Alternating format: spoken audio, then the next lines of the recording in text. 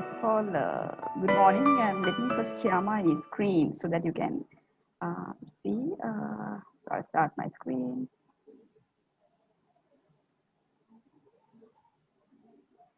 Um, can you see my screen?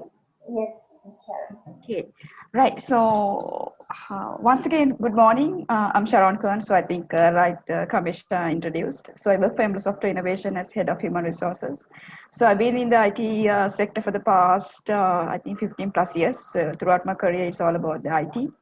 I'm not IT savvy, but then it's all about. I know in terms of when you come to jobs, what you're looking for, what are your capabilities. So all of this comes through the experience, so which I have gained. So I think I should be able to assist you in terms of finding your dream job. So how many part? So this is going to be a very interactive session, I must say. So you can't be, not responding or not interacting, so then I cannot move forward because this session honestly was done with some activities where I have cut down certain things because now that we have to move to the new normal. So let's see how best I can give you and share the experience that I have with you.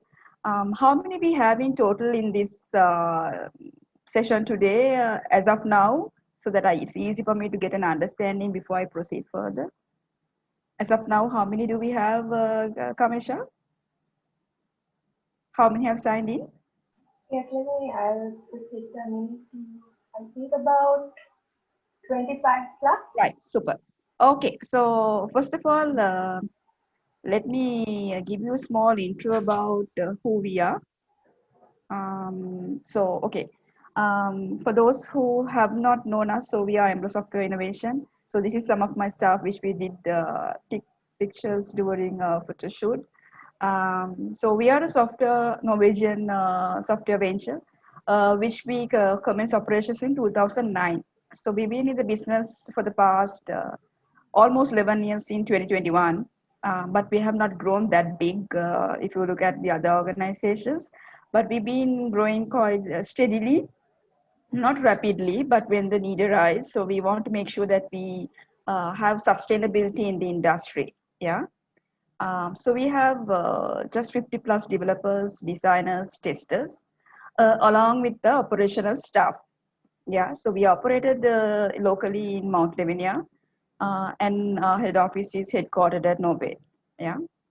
Um, so talking about customer base, also we are all Norwegian clients, and if you come to office when things settle or rather, you will see a foreign person always at office. Like every month or two, we always have this foreign exposure coming in.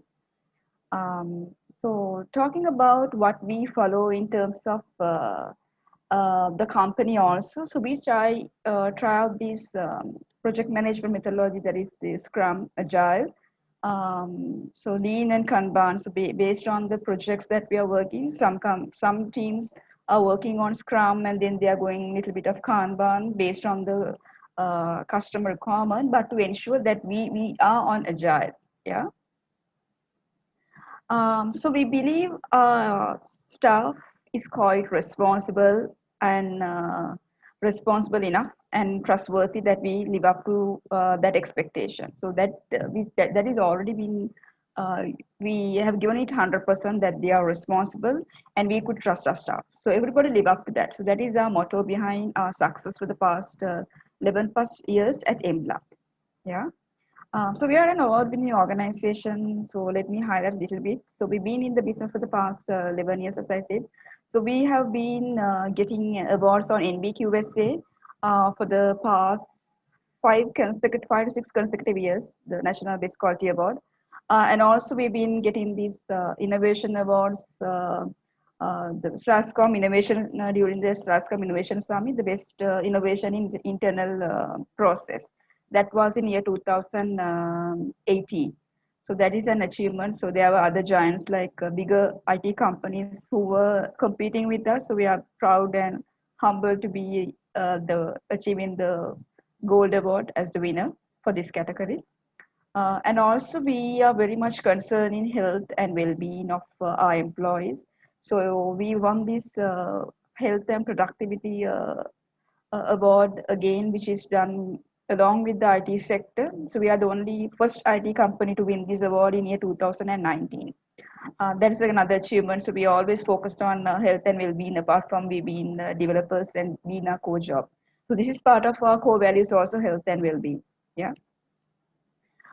So without further ado, I would like to talk about my topic. So like Kamari said, so I'm going to talk about journey towards your dream job. So if you wondered why am I talking about journey towards the dream job? So like Kamali mentioned, yes, we all have a dream of where we want to be, what we want to get, what company we want to be. Probably you have some mind in your mind. You want to get into this company because you have seen your colleagues there, or you have heard this company is awesome. So likewise. So let me ask you a question. Now you need to unmute and tell me. Uh, so this is where you will see when you get that call or when you have been successful in an interview, when you get that job, this is how you will feel, right? Okay. So now you need to unmute your mic and tell me what is the job that you want. I know you're a fourth year students or maybe third year that you're looking for jobs in the couple of months or year to come. So what is it that you have in mind? Have you thought about it that what you want?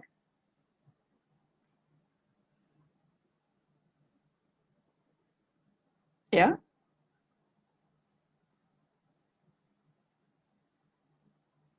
So what is the job that you want? Have you anyone thought about it? So like I said, my session is going to be interactive. So if you are not being interactive, it's a little bit difficult for me to proceed.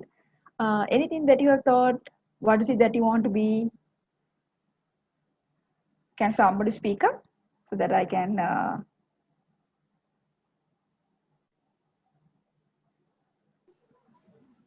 Maybe I can take the start so Good that morning, madam. I'm Lakshana. Sure. Yes, Lakshana, go ahead. I would like to become a project manager in the future. Okay, so you want to be a project manager. Okay, great. Okay. Anyone else? Kamali, Kamisha? okay, I want to be an ERP consultant. ERP consultant. Okay, great, great. Right. Okay. So I think some of you want to be. So you have. So I just what I want to understand is whether you have thought about it. That's really great that you have thought about it. Probably this might change down the line, but having that uh, idea of what job you want is really important. Yeah. So in order to get to project management or ERP consultant, whatever the role or job you're looking for, you have to face an interview, right? I mean, in order to get whatever the job. So in order to get your dream job, it could be a project manager, engineer, a teacher, whatever you name it in terms of your profession.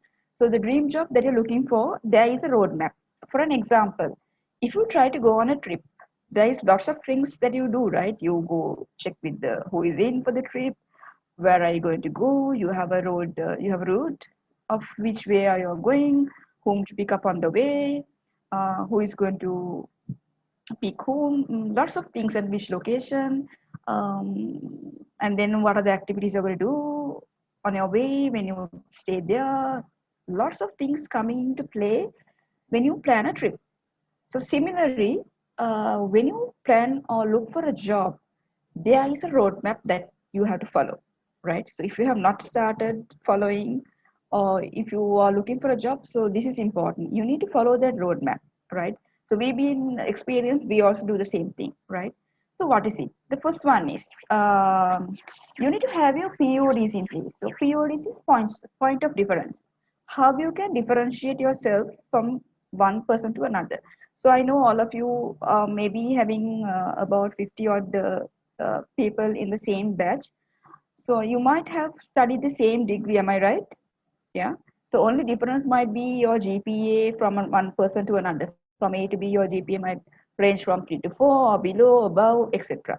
So apart from that, your curriculum, the university curriculum is the same that you follow, right? Am I right? Yeah. So how do you make the difference when you want to apply for a job? So now if I'm to select you, you're 50 odd people, you're applying to me. So in order to make the difference, you need to have this in place. One, you need to have, if you don't have a blog, if you don't have a LinkedIn profile, you need to have it created. Very, very important, right? So I'll explain why it's important. So blogs is something that you can, have yourself positioned as different from another, because not everyone is writing a blog. So you are writing a blog will add some value. It's like a value addition for you. Yeah. You having a LinkedIn profile is always good to have a LinkedIn profile. You can connect with whoever you think you want to connect, because LinkedIn is not like Facebook. It's not very selective. Anyone who is going to, who we are going to send a request, there are like 99% of chance they're going to accept you. But at Facebook it's different, right? So whenever someone sends me a request, also when I go to LinkedIn, I don't go through the profile to see who it is. I just add it because there's a professional network. Probably they want to get connected for some reason. So I always open. But when it comes to Facebook, I'm very selective unless I'm not known to the person or I won't add that person, right? Even if it's a mutual contact, if I don't know the person personally, I will not add. But when it comes to LinkedIn, it's different. So why I want to highlight this is, like I explained earlier. So if we are to hire one of you and you're having 50 odd people, it's very difficult to gauge what you're good at, because you might especially when it comes to university students, when you speak to them, their style of speaking, everything is similar. I have noticed in my experience. Only difference I see is this: if I see someone has written a blog, that is the person I will want to. If I have like 40 odd CVs, and if I have seen out of that one or two has written a blog, they have like a LinkedIn profile, or they have some open source projects they have done addition to their university curriculum, I would always want to pick that.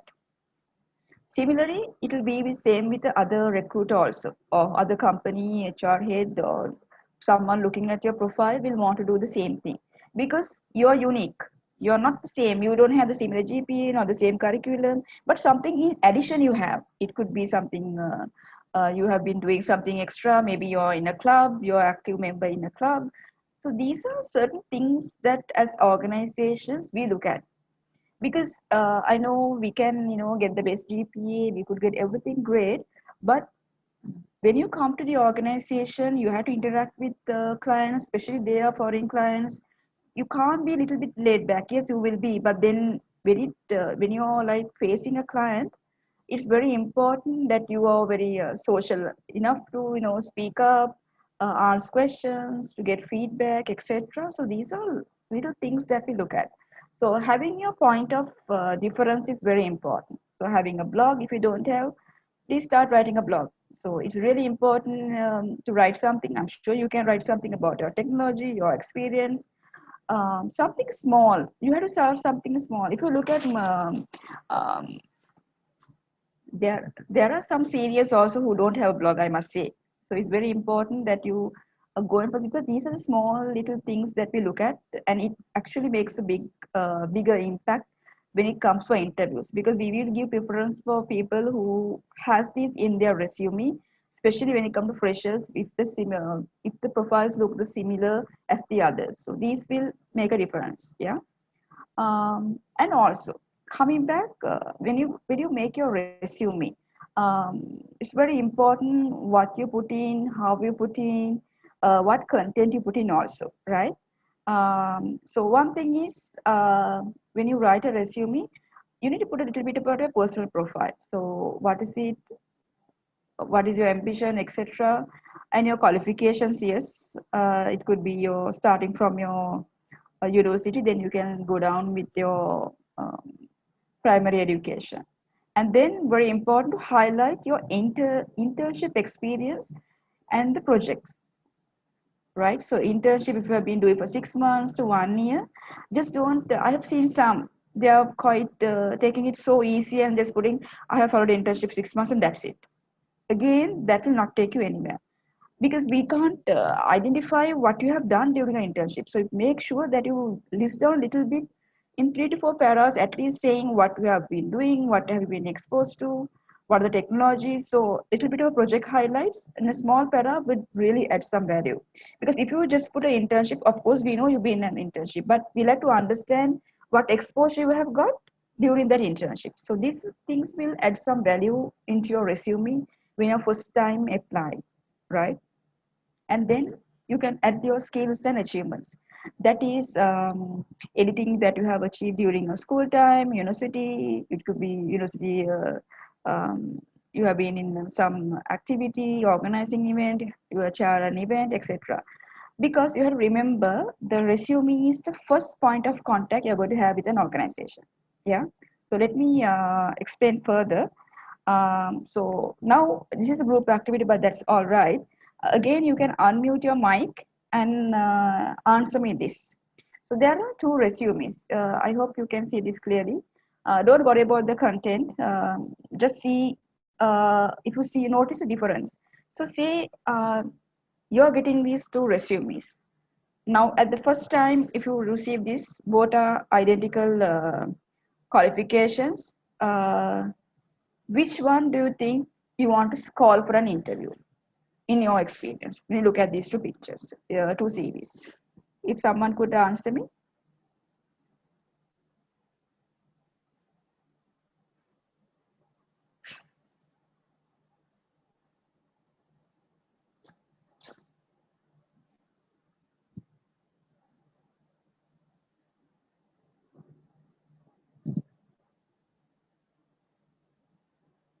Which one will you pick? Has somebody highlighted?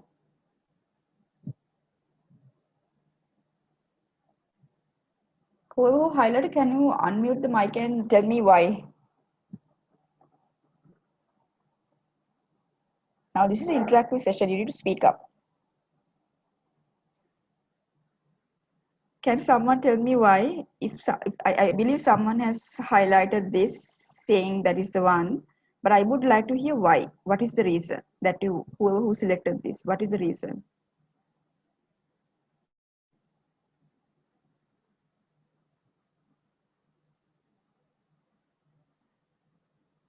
Come on, guys. Can you speak up? Can somebody unmute the mic and tell me?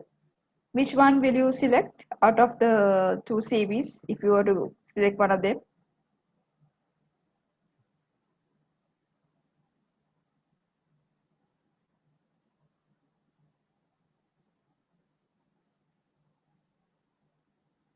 Ma'am, Yes, hi. hi. Second one because he is somewhat pleasant to see. Right. Okay. Anyone want to choose the first one? Yeah, thank you, Judith. Anyone want to select the first one? No. So I think Judith is right. Correct. So ideally, we will want to go with this one because again, don't get carried away thinking, okay, if you just set a smiley picture, we will select no. If everything is similar and we don't find any difference, at least we would go for someone who is having a pleasant smile, because that is one thing you have to understand when you're sending your resume. I know lots of people send their pictures standing straight, just staring like this, and no smile, nothing. Um, Again, another deciding factor, very important, because the resume is the first point of contact you're going to have with an employer. That is a way of non-communication, right? So when we look at your resume, we are communicating to you, you are communicating to us. How you communicate is the way you put your resume, the way you write it, the way you position, how you highlight it, like I explained earlier, what picture are you going to put it. You might be a superb one, but that doesn't mean we are going to reject you because you have a bad picture. No, we don't. I'm just giving you a small hint. These are small things that we look, right? So make sure when you're sending your resume to have a nice appealing picture. Again, do not send pictures where you're posting under a tree or anything. Make it a little bit professional, where it's having a white background, where you're a little bit smiling, not maybe to the side, to the straight, something, you are giving like appealing, that this person is, that we are getting that perception that you're the one we want to have a chat, right? So if we don't have any other deciding factor, probably the picture also might be, right? So again, I'm not saying we are really going by the picture or rejecting if you are a brilliant guy. No, we don't. But these are small things that we look at, right? So make sure when you're writing a resume, it's always good to have a picture. If you have not done it, please do a picture. Put your LinkedIn profile down there so that we can go there and refer. So if you have put that in your resume, if it was me, what I will first do is check on your LinkedIn to see where have you been, who you're connected to. If I want to get a reference, I will always go to that extent before I call you, right? So very important, you have those small things added to your resume if you have not done it, if you're looking for a job in the future, because these will definitely add some value for you. If you just start putting your home address, no, not really relevant to us, because of course we will want to know where you are living. But these are small things like a LinkedIn profile, your picture will be an added value to your resume. Yeah. Right. So this is like I explained earlier. So say you're applying for a job, right? So this is an experience of a colleague that we had. So we are having this um, um, a batch of university students applying. Uh, la- Same GPA, same curriculum they have studied. The GPA a little bit different, but there is no much of a difference for us to select only one, because everyone looks more or less the same, because 50 odd people applying for a particular organization. So for an example, if we get this bunch, and if you can make that difference I mentioned earlier, probably it could be even the paper. Now this person I'm just trying to highlight is a little bit of a difference is the color of the paper, right? So now we got a 50 odd resumes from the same university, same batch, but there is some difference. So the point is, okay, it's a conquer paper, it could be yellow color paper that we got, and we found it, little different and outstanding from the rest. So what I'm just trying to highlight is you have to always see how well you can position yourself when you get out there, when you put a resume, how you can, get in, even to get for an interview is an achievement. So if, first you have to send your resume, we have to shortlist you to call for an interview. You're failing an interview is fine, that is an experience, but then getting that interview is also going to be an experience, and it's going to be quite of an achievement. So you have to see how are you going to be, outstanding, or how are you going to be extraordinary from the rest, because as companies we just don't want to have ordinary people, we always want to have extraordinary people. So see how you can make the difference. It could be the paper, I'm not saying again, I'm just giving you the message only, how you can make yourself different from others. This person was actual story. This person suppose happens to be my boss actually. So when he was young, he had sent this resume to his company. Because of the paper and it was different from the others, he got the job. So that's what the message I want to highlight. Yeah. So the next. So looking at this profile, look at this. So this is a colleague of ours. This is how you ideally, this is what we send to our clients. So you can do similar if you are writing a resume, you write your name, put a nice appealing picture. If you don't have experience, you can say that you're a university student, which university, a little bit of a profile. Just to highlight who you are, what you're seeking at. Having that is not a must, but having a few lines is always good. But this person has been experienced, so we are like giving his profile in a nutshell. Since you are not having that much of information, so don't cluster with things that you have not even achieved, or just put something small saying who you are, what you want to be. That's enough. And then you can talk about university achievements, etc. If you, this is about experience one, you can talk about your university uh, achievements, what you have received, and then you can, if you have been any exposed to your internship in technologies, if you have exposed. But then be careful, because now this person is quite experienced, so he's marking himself because he's quite conversant. I know some university students, because they have read it, they like mark themselves right high. Don't do that, because moment you're going to do it, person is going to interview in technical, they would know you are not even there. So just be careful. You don't have to like highlight everything saying okay you're awesome, no, you don't have to, but just say you have done something, but mentioning that is fine. So maybe you can explain that in your interview is good. That is how excel an interview, when you start explaining what you have done. So don't try to I know lots of even the experienced people, they start to hype up their profile by adding lots of information or the entire technology stack. Probably they have only heard of it, but they are just ready. But when we really have asked questions based on that, they fail. So don't get into that trap. Be careful, because if you have put something you're really good at, of course we are going to ask you a question. So if you fail there, means there's a problem. And one more thing very important is, when you face an interview, it's very important for you to understand your concepts. Concepts are the ones we are going to look at when it comes to freshers. because if you don't understand your concepts or you are not able to explain it, why it's done and why it's happening, that might be a little bit of a failure when it comes to technical, because that is the only way we can check what you have been doing, whether you have understand the concepts behind this and why you are doing it, right? So very important, especially if you are a coder or if you are a non-code even, what you have done, you have to be, thorough in when you are like going for an interview. Just read and be prepared. Yeah. And also, if you don't know things into say during an interview, don't even ask that question. Maybe you can say that you have not gone to that extent, and you can just cut off there instead of trying to bluff. Again, that is going to be a failure. Yeah. So these are the mistakes that you can do during an interview. So right. So when you go for an interview, how you prepare? So preparation for an interview is very important. I know some people they just walk in and they dramatically fail. Small things again we are looking at. I'll explain.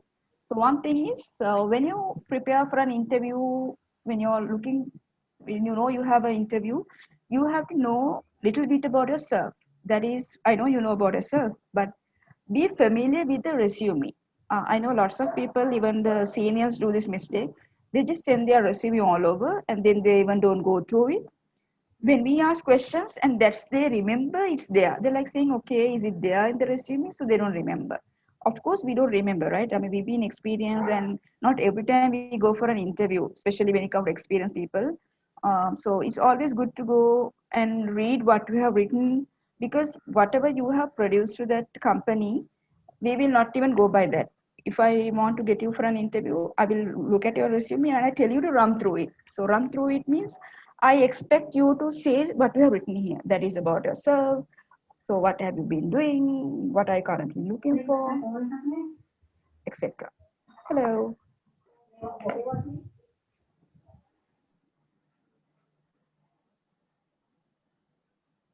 Is anyone talking to me or can I proceed? Yeah. So right. So very important to know about yourself and what you have written in your resume. So go through your resume one or two times before you face an interview, because definitely they're going to tell you to run through your resume, right? So number two, you have to do research, little bit of a research about the company. Say you're applying for a job. Say it could be Embla, it could be some other organization. So do a little bit of a research. If you have not known about Embla, if you know you're getting an interview at Embla, I suggest, or we expect as an interview, you go through a little bit and identify to see what we are doing, what technologies, who are customers. You might have some colleagues who are working with us. You might be comfortable to ask some questions, see about your stability, what it is. So very important to do a bit of research, because we, again, when it comes to interviews, I do it this personally. I'm sure many companies does it. We want to see how much interest you have in joining the company. So this is how I'm checking is, I am going to ask you, what do you know, how do you know about Template, what do you know. So just to see whether you have read the website, whether you have a little bit of information. So my expectation of the answer is going to be, okay, at least you know we are an IT company, and then you know that we are a Norwegian based company. Surprisingly, some people don't know till they come, they apply for an IT company. They're like, okay, so I know, okay, so you're doing IT. That is again little bit of a message you're giving me that you're not prepared. That means you're not. That means you don't have any interest in joining the company. You are just applied for a job. We want to have people not only coming for a job, but who is looking for a career with us. Career and job is two different things. Job is you coming to just to work because you need money. We are paying you. You want to come and just do something and go. A career is you will always want to invest your time. Company will always want to invest their time, effort, training on you. So there is a difference. So understand, a job and career is two different things. So having that research done will add a lot of value, because when you come to an organization, we would want to hear your passion in joining the company, why you want to join us, what do you know, etc. So know about the company is very important, right?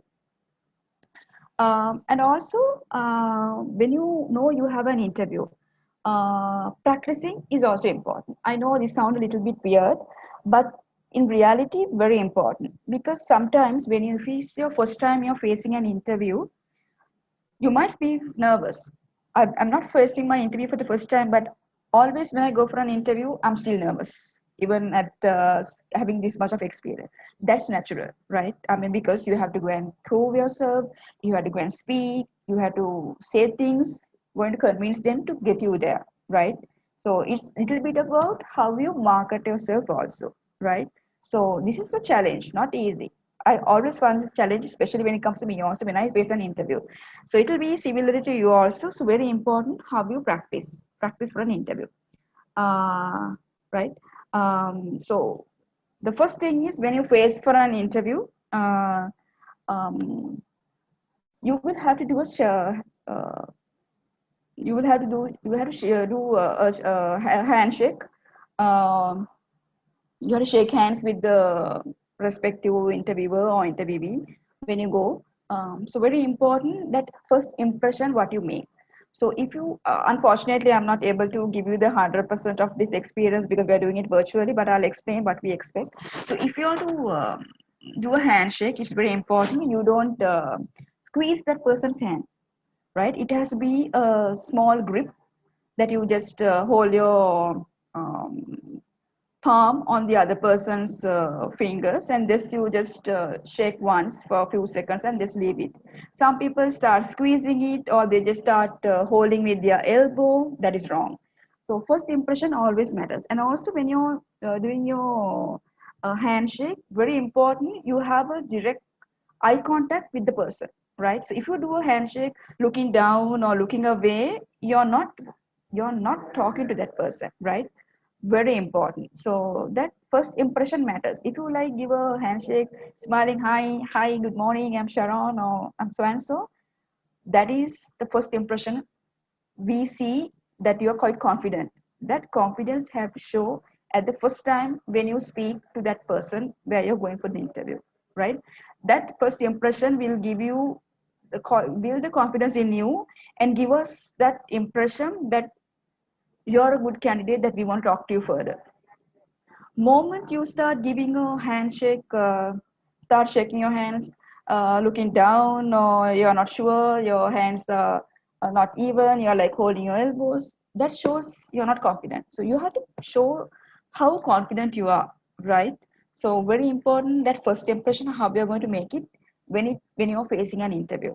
First impression always matters because certain things, especially when it comes to juniors, these are small things that we look at. How well you're speaking, are you directly speaking to the person's you do have maintaining eye contact, because when you're maintaining eye contact, that shows you're quite direct, you're quite confident, then you're fearless in speaking, etc. Moment you are looking away, that also give us a little bit of a shaky feeling, like okay, why this person looking away, and we are getting more conscious about it. So make sure that first impression you give it a super first impression, very important. Yeah. um, so this is what I explained. You have to look at the person, smile, always make sure you maintain that eye contact. Whenever you are speaking to the person also, I've seen some people, they touch their phones or they just touch a pen and uh, even you're doing a great job in explaining yourself, you're not maintaining that eye contact. That might be a little bit of a disadvantage because if you start doing this, I assume you will do the same when you're like facing a client also, because we are not only interviewing for that moment, but it's for a long lasting relationship. You will be working with the teams, with foreign clients, with us. So all these aspects will be looked at. So very important how you give the super first impression, give a smile, give a maintain the eye contact throughout the meeting, the interview you're going to face. Yeah. So first impression matters. Um, so when you get in for an interview, now we have got into the interview, the first impression, we are prepared, we are practicing a little bit, and then we got a call for an interview. Now we have made the first impression, now we are there. So introduction is important. So especially when you get into an interview, um, like I explained during the CV time, you will be asked to give a little bit of an intro about yourself. So that introduction also you have to make it a little bit unique to yourself.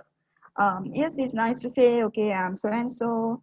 I studied in this school, or if it's your first time, since you're a fresher, say you studied in this university, and this is activities I've been doing. So you have to highlight what you want to say also, because this is the time where you get to market yourself. So interview is always about giving, you're getting that opportunity to express yourself other than what you have written.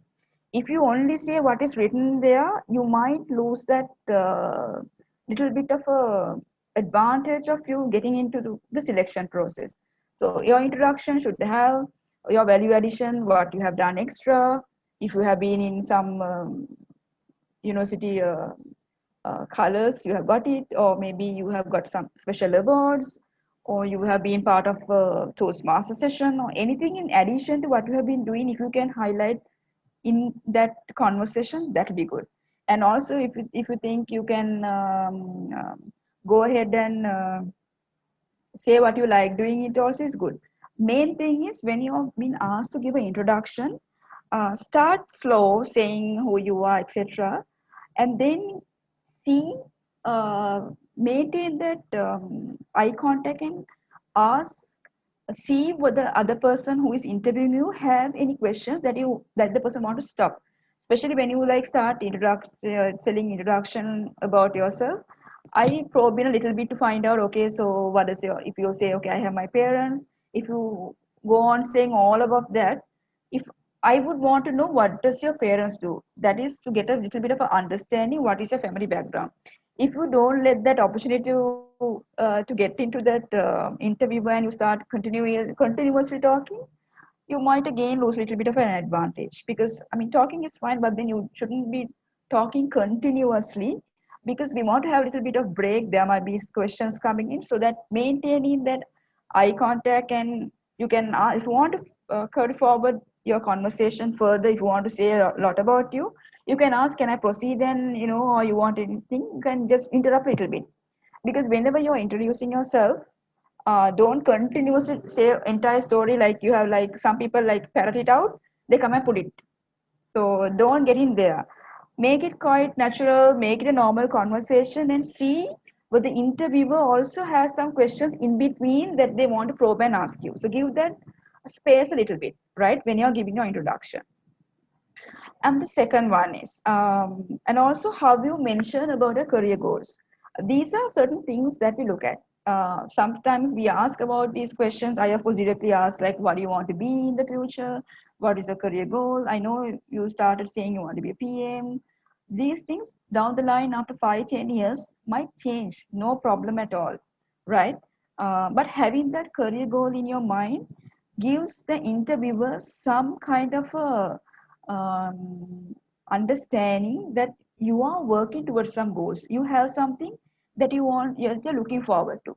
If you say, okay, I haven't thought, I just only want to be this, and then that's again a deciding factor. We thought, these are small things that we go through when we get these answers. If you only say, I haven't thought about it, nothing bad about it. Maybe still you're still young, but if somebody else coming for in the same batch of you and coming and giving me another answer for this, saying I want to be this, but I want to start here, next 5 years I want to be this, so that my mind or my selection might go to that person, because that person is different. At least the person has a career goal. She or he is giving me some kind of a um, confirmation that the person is looking for a career advancement, so that you are looking for growth. So that is very important, how you showcase during an interview. Even if things might change, that doesn't matter, but you having that career goals in your plan, in your mind, where you can tell it out during an interview, that will be good, right? Things might change. Some people will be a project manager. Later on, there might be something different. They might totally change their career. We have seen people doing it. That is totally fine and that's acceptable also. But having certain career goals for the next 2 to 3 years, 3 to 5 years, times might differ, but having that something will be good on your profiling as well, right? And also, we are looking at this very important, your passion.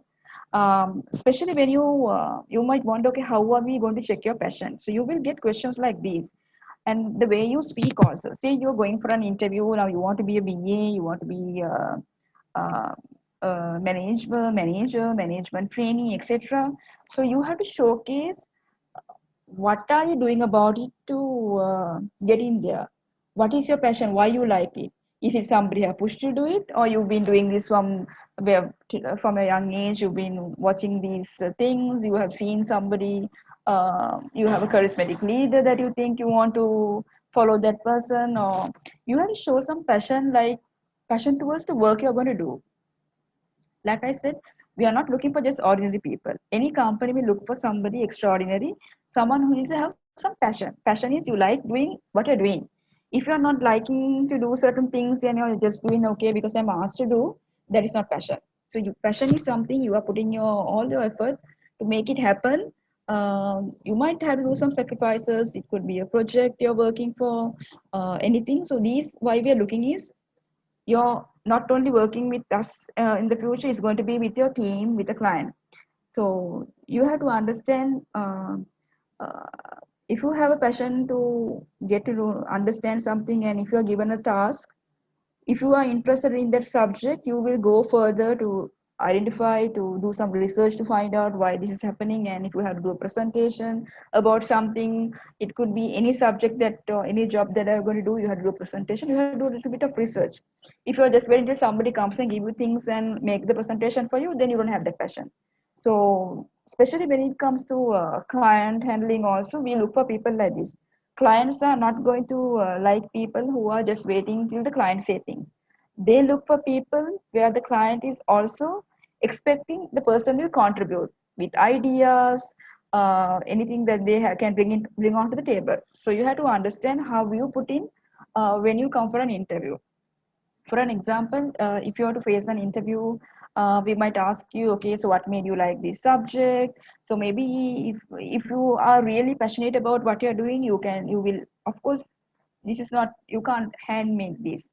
It should come from within you. So obviously you will say you have read about this, you have been following these tutorials earlier, and etc. So that shows the passion towards what you want to do, right? So these are small things that we look at, but you don't have like a direct question that you're going to come up with, but certain things will be asked indirectly, where we are looking at the main points that we are looking at when you are looking for to get somebody on board.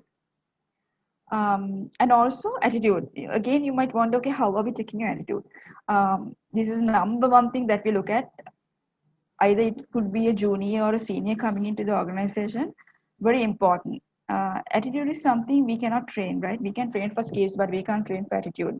So attitude is something how we look at things, how you will blend to our culture, whether you will fit in. So we want to direct certain things at you, because if you have a bad attitude on certain things, how you look at things, because you're not going to work in isolation, right? If you work in isolation, we can tolerate, but you'll be working with a team. It could be one person, two people, etc. And again, the way you look at things might be different from how we look at things, but there is an organization culture that we want people to think alike, right? So that is why we call it organization culture. So if you are not settling there, and if we think you are not the right match, we would not want to get you also. So there will be areas will be checked on, especially on how you answer questions. For example, okay, classic example is, okay, so you're university students, so you might have project work that you had to work in teams, right? Where you get your marks in teams. You might have someone who is not contributing but just a passenger, but you guys are doing the hard work. But then that person also gets the equal amount of marks, not fair, right? So how are you going to manage that if you have been asked that question? So the way you respond, if you like directly say, okay, so we went and complained to our lecturer, and yes, that is fine. Of course, you have to go and see, but then that is in your level. But when it comes to organization level, we can't go and at once go and tell our manager, look, this person not working, I can't work with him. We can't do that, because that is not a school or not a university. So we have to see how well we can manage this. So ideally, we have to say, okay, we will talk to him. and tell him that he has contributed, else is everyone is getting affected. Um, if that is not working out, okay, then of course you're escalated to whoever superior you are working with, right? If you suddenly start directly going and complaining, means your attitude is not really nice. I mean, we have to bring it to the attention of the immediate supervisor, but there is a process that you need to follow, right? So these are small things that we look at, but makes a big difference when it comes to an interview, how you face it, and how we check in your attributes. These are attributes, certain things which we can't fix if we don't have it also, right? Because we have seen this through experience. Some people are brilliant in their work and they're really good, but unfortunately, due to the attitude, we had to like tell them, look, this is not the place for you. You might have to work in another organization because we cannot be accommodating this. So very important how you showcase your attitude when you get into an organization, because how you do things at home you cannot come and do at your organization. So you need to have that adjust mind to be adjustable also. Yeah, very important. uh, and also how you answer direct how you get into direct answers when you have been asked a question. I know lots of in general everyone does this mistake. If you've been asked, okay, for an example, we always do this. We ask like, okay, what improvement you think you need to have in your career, or anything you have identified, what do you think you should be doing about it, or what is it? So my question is, I'm asking what improvement you think you should be doing in your career. So I expect just a one answer. Either it could be something that you identify that that you need to develop, something that you need to answer in just a small answer. But I see lots don't understand this question and they like go around the bush and say different long answers, but not really answering the question that I'm expecting, right?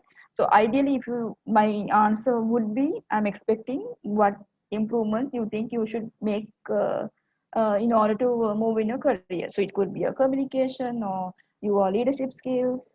So this in one line I want to know, right? But if you're not able to give that answer in directly, one thing is I'm going to figure out you didn't understand the question. Number two is I feel that you have no improvements. Or number three, I feel is okay, you're trying to bluff out and say that you're perfect and you don't have anything. So I can come to certain lots of conclusions. So don't get the interviewer coming there. So if you didn't understand the question, there might be situations. Yes, you don't understand the question. You're free to say, I'm sorry, I didn't understand. Can you repeat? I have done this. Certain things I wouldn't understand because the expectation might be different than what we are expecting, what we are trying to say. So if you didn't understand, you're free to say you didn't understand and ask to repeat it. That will be better than you're going to say something totally unrelated and you're going to have failure there. So don't get to that mistake. Answer to the points, especially when you go for interviews. Make sure you answer to the points. But certain things, like in terms of when you have to explain what you have done in your internship or university time, that is not short answers. That has to elaborate a little bit to show what you have done, what you have achieved, what was the involvement. So these are certain things. So you have to understand where you have to give long answers and how you have to explain. So when you're expected direct answers, make sure you make it direct and make it short and sweet wherever possible when it's needed also. Yeah. uh, and also now once the interviews are done, I know many don't do this, but it's very important. Just after an interview, if you can follow up on the interview, there is no harm in following up on an interview to say, okay, can I know what's the status? That's nice to have because we see you have an ongoing interest in joining. I have seen people doing this, and honestly, I keep track of these people. And when I have opening later, I make sure I first give a preference to them for an interview because they have shown some genuine interest. So you have to make that impression to our employer also, wherever you are, even if you are now or then later even.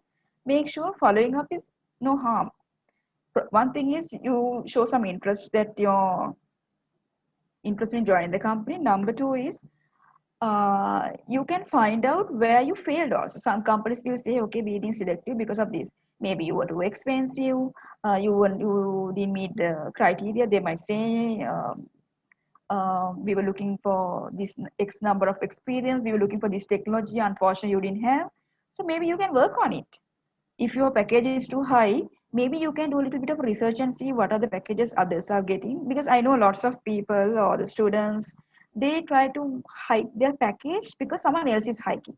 You can't do that. You have to always ask a package where you think where you're valued. If it's a 50 to 100, whatever, you have to make sure that you are worth that when you're going to ask. If you go to ask a higher figure that you think you're not even having that experience, you're going to fail there. So be careful on that also. Don't say, okay, my batchmate is getting, okay, your batchmate might get me more. It could be he is lucky he's in a big organization. They just wanted people in a rush. I've seen this. And they are like getting hype. But that doesn't mean they will get all the exposure they are expecting as a fresher or a person who is there. Later on, they'll regret because they only get the money, not the exposure. So you have to balance. I know you need money also. So make sure what is the choice you're going to make, money or the career. If I suggest if you're uh, looking just after university, you go for a career. Don't go for money. Money can be earned, but a career, if you start right after 1 or 2 years, I assure you, you can get a good salary, right? But again, organizations will not go low in your packages, but they will not go high also. So just keep that in mind as well. Yeah. And also get connected, especially when you go for an interview, you know, this person who interviewed you, do a little bit of a search on LinkedIn, like I updated earlier. Having sending a request will not make any harm. I'm sure the person is going to accept your request because these connections might be helpful down the line another day for you, right? I do this all the time. Whoever I meet, wherever I can get connected, I quickly go and update, send a request because I can quote that one day and refer that and say, hey, look, I came for an interview, you remember me. Even if they don't remember, I am opening conversation there. That will be a good point for you, a selling point for you for the future. So you can just tell a little bit about yourself, and if you have any openings, tell me. So these will go. So if I don't have opportunity, I will remember you and I will try to connect you to someone else. So make sure you grab these opportunity. Post interview, these small tips are very important. Thirdly, thanking the company for the opportunity. This can be, of course, done when you like leave the interview. I always do. So I go for an interview. Sometimes I know from my gut feeling I didn't get selected, but I just say thank you very much for the opportunity. Even I don't get selected, it's really good to have met you. So let's keep in touch. I'm sure you can do the same thing, right? Even if because getting an opportunity for an interview is also an achievement, like I said, because getting shortlisted out of X number of CVs is an achievement. Getting an and then going for an interview, failing is fine because you get an experience. You can prepare better for the next one. So don't think, okay, I failed and worry about it. No, take that as an opportunity. Everything you are facing in your normal life is an opportunity. That is for you to do better in the next time. Yeah. So to summarize what I said, so one thing is when you're preparing to apply for a job, looking out for a career, so update your resume. In anything you have done, don't have a non-updated resume and just send it and say that I didn't send the updated one. Not a professional way of saying it. So update it, even with a small thing that you have done, update it. But later on, if you have anything in addition, you can during the interview you can say it, but have something updated always. So be prepared when you go for an interview before you go. Know yourself, get prepared what you're going to say about you, do a little bit of research about the company to see what they're doing, what is their business, who are the stakeholders. If you have any friends, that'd be really great so that you can quote them also to add a little bit flavor to your interview. Practice with a friend. Be a little bit prepared because how you're going to say, because you might say okay, I know everything about me, but moment you go there you start getting nervous. Always happened to me. I've been in the industry for so long, still I mean this is natural, right? Because you have to go and prove yourself. So practice what you're going to say, especially about how you're going to present. You have to smile, you have to always make that super first impression when you speak up. And then how you introduce yourself, you have to prepare for that as well. How you introduce yourself, what are you going to say unique about yourself? Are you going to say the same thing about yourself? So I'm this, I'm that. Add some flavor. How you going to introduce yourself? So how you showcase a positive attitude, the other thing during an interview. Certain things will be very tricky, like I mentioned, how you have faced your final project, if there was somebody non-performing, or you have been in a complaining mood. Yes, you must have been complaining, but you had to put it in a way that it wasn't that. You had to like show a good positive attitude, right? Like I said, what you had done in your school time, university time, you cannot come and plug and play in an organization, right? The expectation is quite different. So you have to understand that. And then how you showcase a passion also. When you go for an interview, you have to show that passion, you're the person that they want to have, because any organization will not want to have an ordinary person, always extraordinary. What value you can bring is what we look at, right? So always keep that in mind, and make sure you always give direct answers when you are asked direct questions. Unless you are asked in to elaborate certain things, you will have to go a little bit in detail. Other than that, anything direct has been asked, please make it direct and make it short and sweet, so that it will be easy, and then that shows that you understood the question, you're quite prepared. These are things that we look at as employers when we look at when we want to hire. It could be freshers, non-freshers, anyone who is looking for a job, right? These carry a long way, I must say. So finally, this is how you will look if you have got that dream job. I know this is not the place you want to stop. You might have more to go, but at least for the first time, if you're looking for a place you want to settle in, this is how you will look in terms of you finding the dream job that you're looking for, right? So, any questions you have, you can raise now. You can follow us on Facebook, LinkedIn. My email address is here, sharonk@embla.asia. I'll be more than happy to assist you. Any questions you may have that I'm happy to answer you.